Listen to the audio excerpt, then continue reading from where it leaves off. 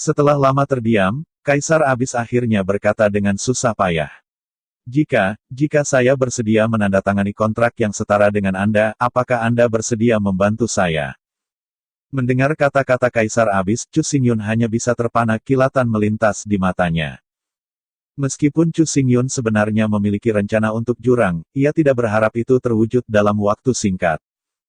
Rencana Chu Xingyun sangat sederhana, adalah untuk transplantasi bambu panah pertama untuk membantu Kaisar Abyssal untuk memperluas pasukan.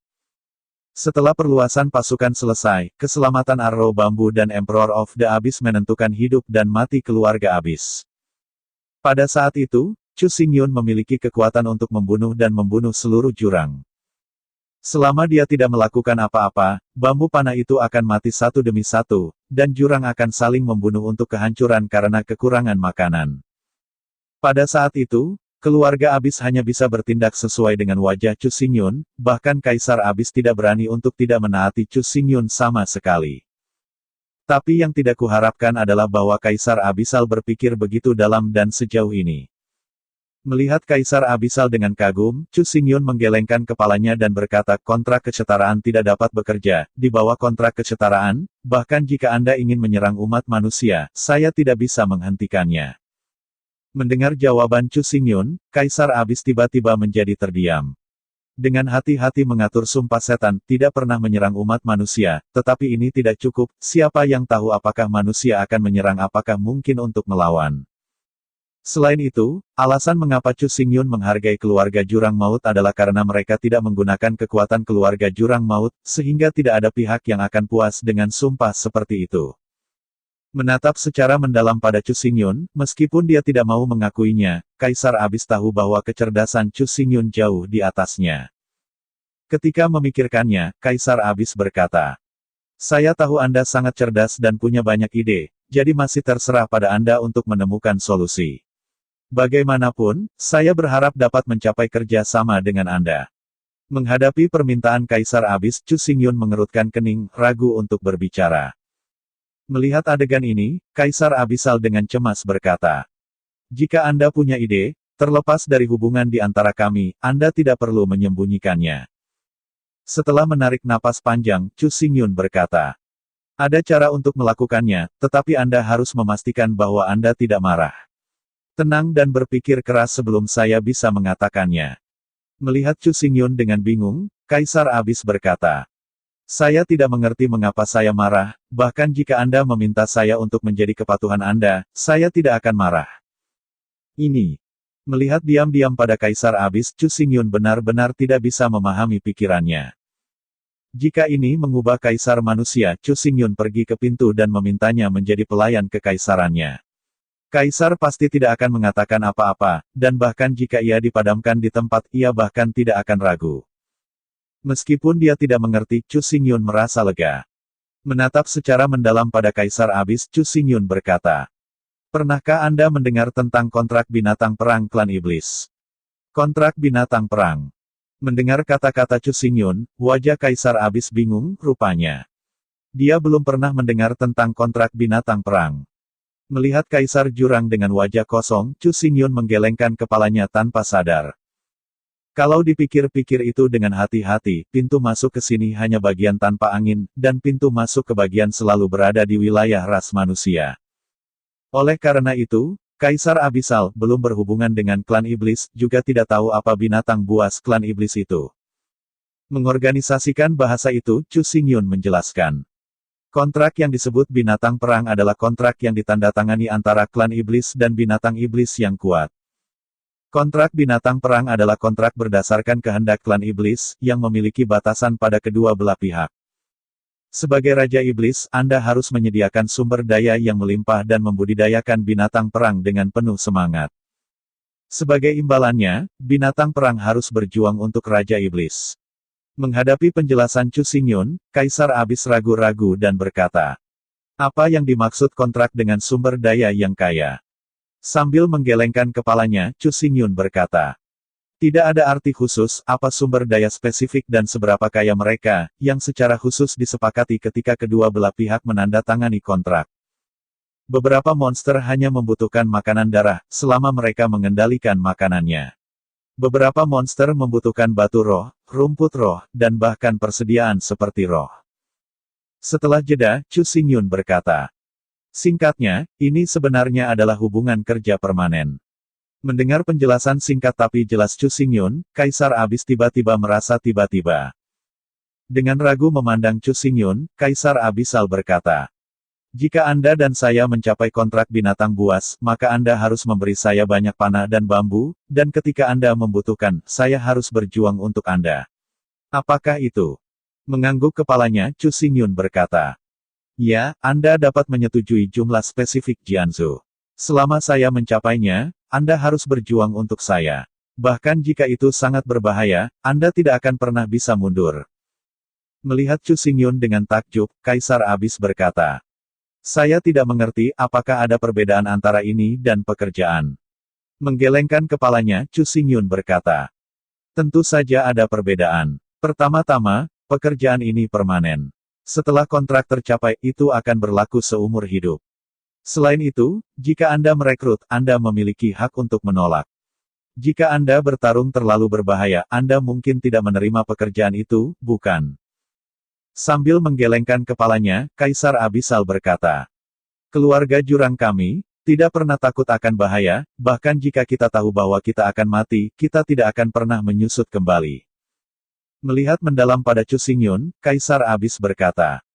Jika Anda benar-benar dapat memberi kami panah dan bambu yang cukup, maka saya bersedia untuk mencapai kontrak binatang buas dengan Anda.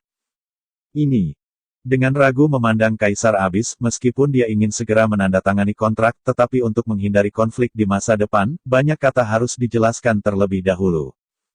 Melihat Kaisar Abyss dengan hati-hati, Chu Xingyun berkata.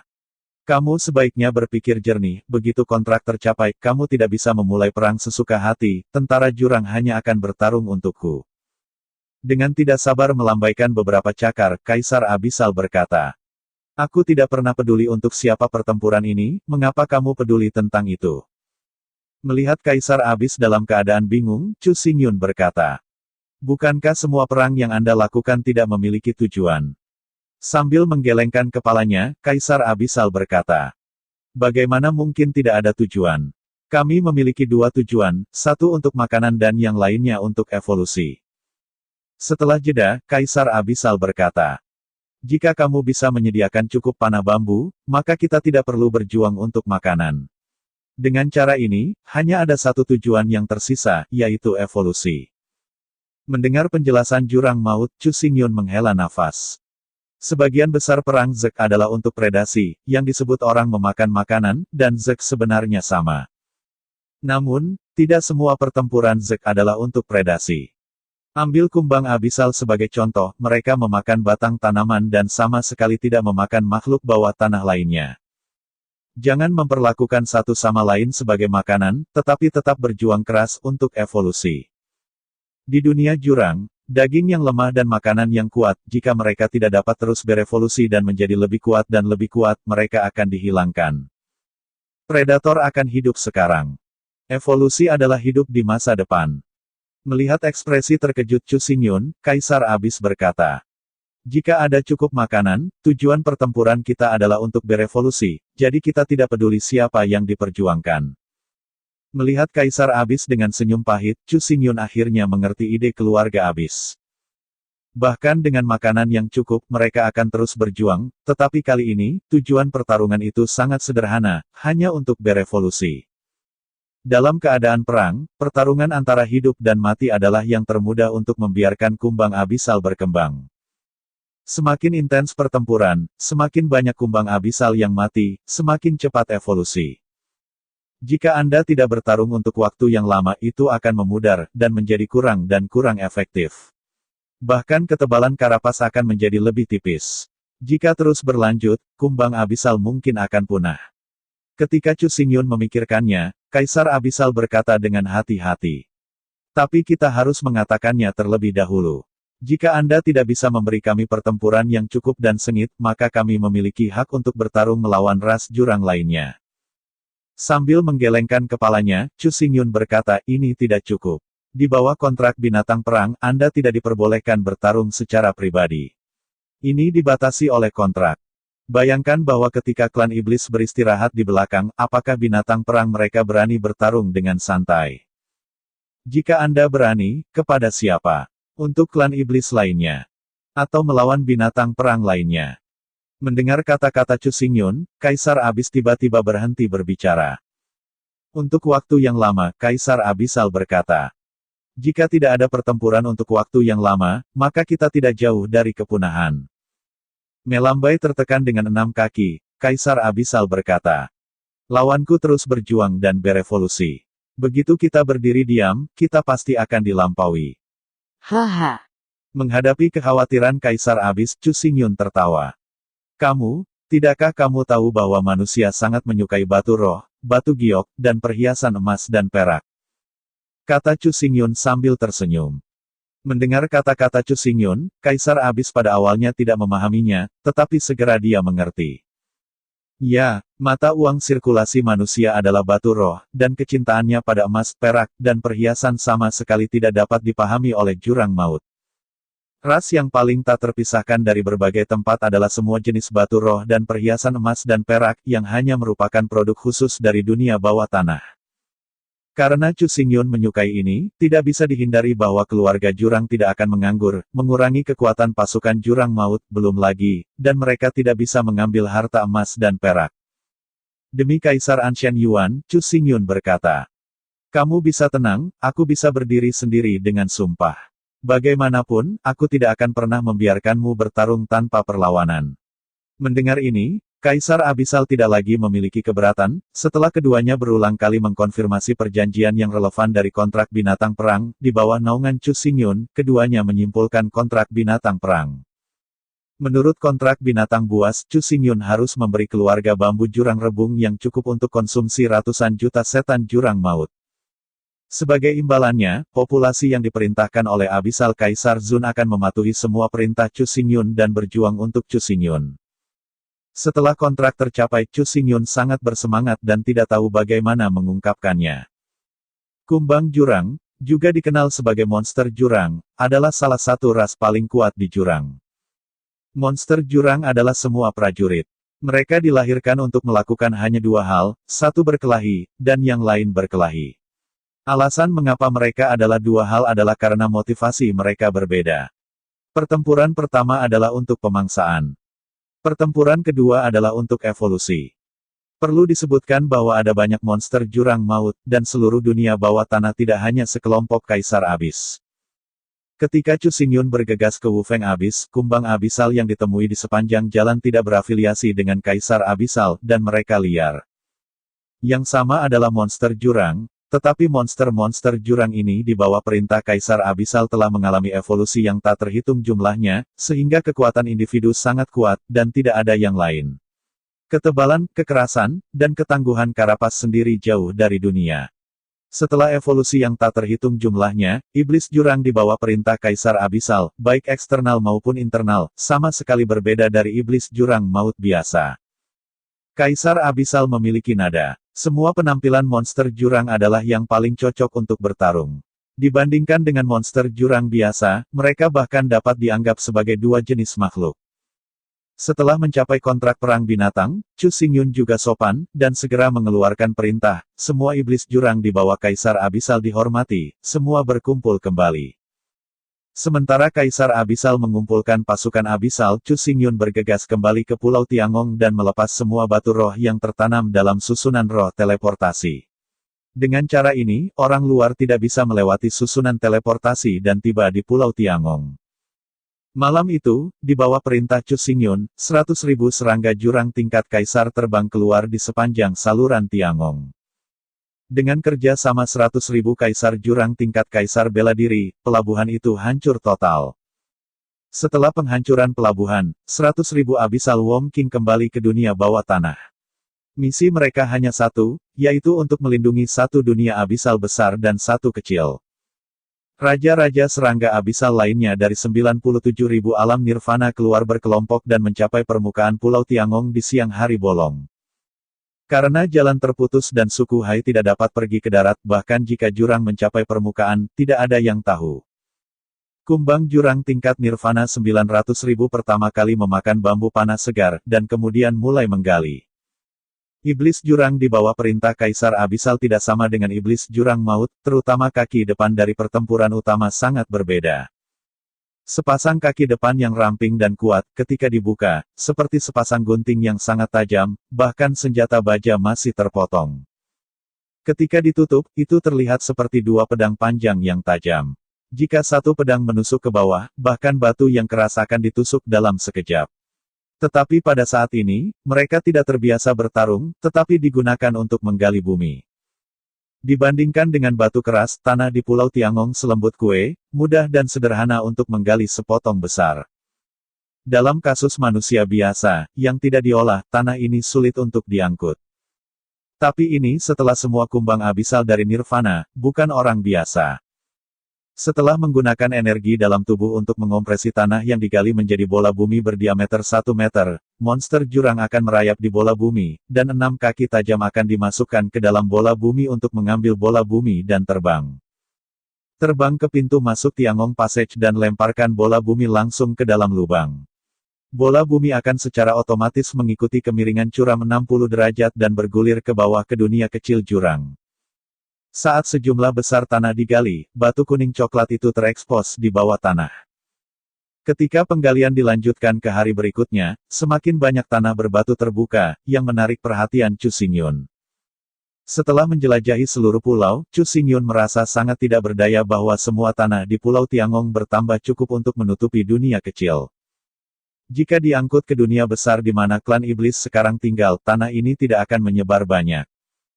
Dalam keputusasaan, Chu Xingyun tidak punya pilihan selain bergegas ke dunia bawah tanah, menemukan Kaisar Abisal, dan menjelaskan situasi spesifik. Saya mendengar bahwa semua tanah sudah cukup untuk menutupi tanah dunia kecil, dan Kaisar Abisal sangat kecewa. Melihat Kaisar Abis dengan penyesalan, Chu Xingyun berkata, "Kenyataannya begitu, saya juga tidak berdaya, karena perjanjian itu tidak dapat dicapai, sehingga kita dapat mengangkat kontrak binatang buas perang." Sambil menggelengkan kepalanya, Kaisar Abisal berkata, "Tidak perlu membatalkan kontrak. Lagi pula, bambu ini cukup bagi saya untuk memperluas pasukan dengan 10 juta. Setelah jeda, Kaisar Abisal menambahkan, "Lagi pula, kontrak binatang buas tidak membahayakan kita. Mengapa itu harus dicabut?" Melihat tanpa daya pada Kaisar Abis, Chu Xingyun terdiam. Berjuang untuk siapa dan mengapa ini adalah pertanyaan tentang benar dan salah. Tetapi bagi Kaisar Abis, ia selalu berjuang untuk evolusi. Tujuan ini sangat jelas. Pertempuran pasukan Abisal adalah penanaman Kaisar Abisal, ini adalah satu-satunya tujuan dan tujuan tertinggi. Karena itu, apakah kontraknya ada atau tidak, Kaisar Abisal sebenarnya berjuang untuk dirinya sendiri. Terlepas dari apakah ada kontrak binatang perang, atau apakah ada Chu Xingyun, itu adalah pertempuran. Kontrak Warbis sangat penting bagi Chu Xingyun, yang berarti tentara Abisal telah dimasukkan ke dalam tas. Tetapi bagi Kaisar Abis, itu tidak masuk akal. Satu-satunya batasan adalah bahwa tidak mungkin untuk memilih target operasi secara mandiri, tetapi apakah ini penting? Sederhananya, beberapa perkelahian baik-baik saja. Adapun siapa yang memilih target, Kaisar Abisal benar-benar tidak masalah. Perang pasukan Abisal semuanya dipilih secara acak, pada dasarnya siapapun yang bertemu dan bertempur. Sekarang Chu Xingyun bersedia melakukan pekerjaan untuknya dan membantunya memilih target pertempuran. Kaisar Abis hanya akan berterima kasih padanya, bagaimana dia bisa menolak. Terlebih lagi, begitu kontrak benar-benar dicabut, rebung yang hendak diturunkan akan hilang. Meskipun puluhan juta pasukan tidak sebagus ratusan juta pasukan, itu pernah merupakan cita-cita tertinggi Kaisar Abisal.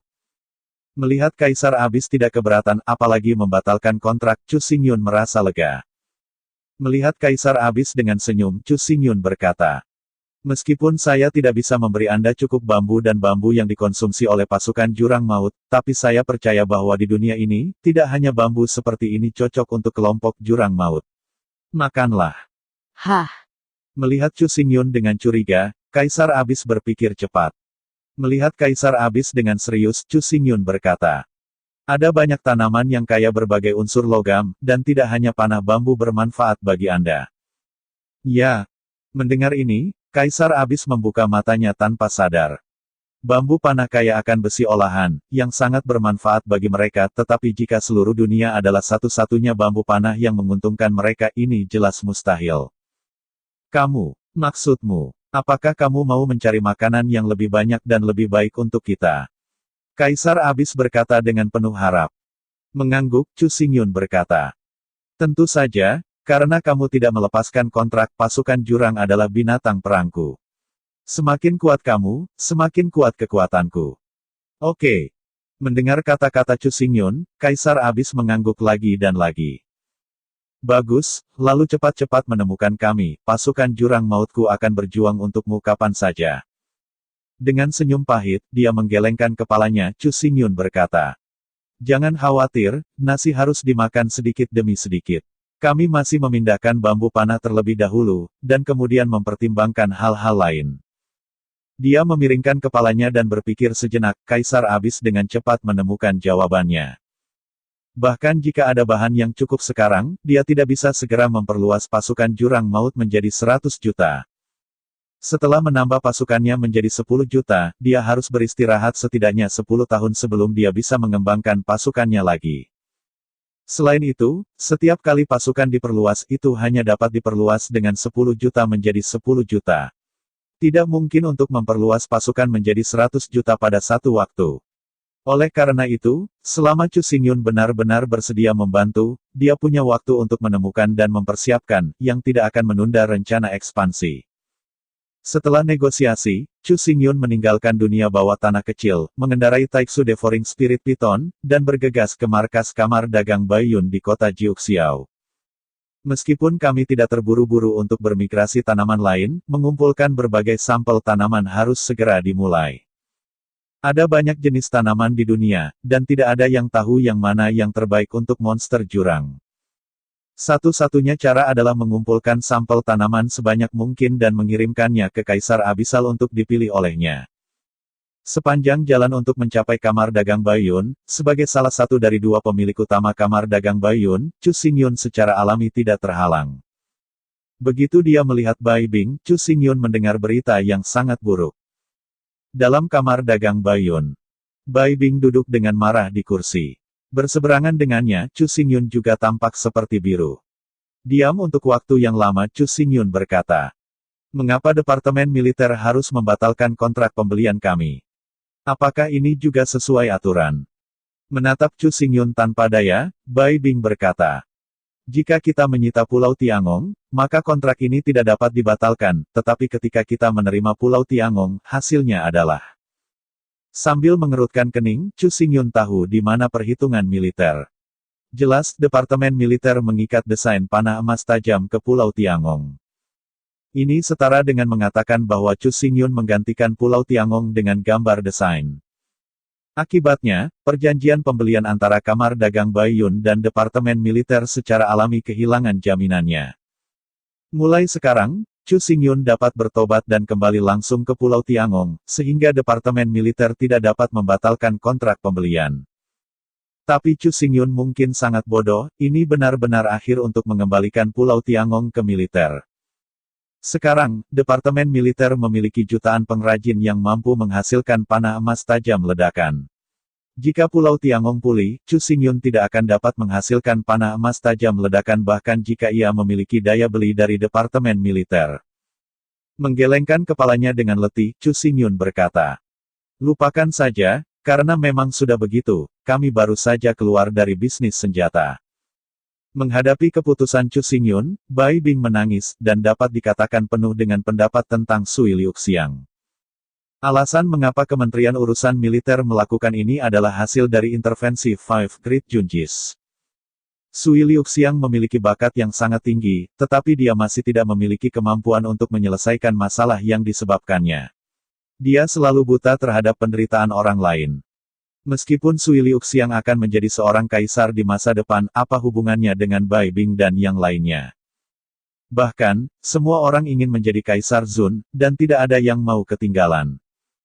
Setelah kehilangan kontrak pengadaan Departemen Militer, Kamar Dagang Baiyun akan kehilangan 20 juta batu roh setiap hari, bagian dari kehilangan ini hampir tidak dapat diperbaiki. Melihat wajah Bai Bing yang tertekan, Chu Xingyun merasa tidak nyaman. Dia adalah peneliti yang menemukan panah tajam angin ledakan, tapi sekarang, dia benar-benar tidak dapat mengambil untung dari itu. Jutaan pengrajin yang menghasilkan panah dihilangkan, dan perintah militer dibatalkan. Sekarang, apalagi Chu Xingyun tidak dapat memproduksi Blast Sharp Arrow secara massal, bahkan jika diproduksi, itu tidak dapat dijual. Jika itu hanya untuk kepentingan pribadi, itu tidak masalah, tetapi kuncinya adalah setelah rantai modal rusak, dia tidak bisa lagi terus mengeksplorasi cara rune.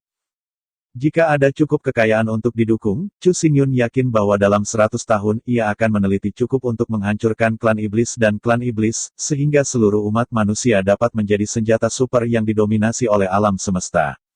Tapi sekarang, Chu Xingyun harus menghentikan sementara penelitiannya dan menemukan cara untuk mendapatkan banyak kekayaan untuk mendukung penelitiannya di jalan rune.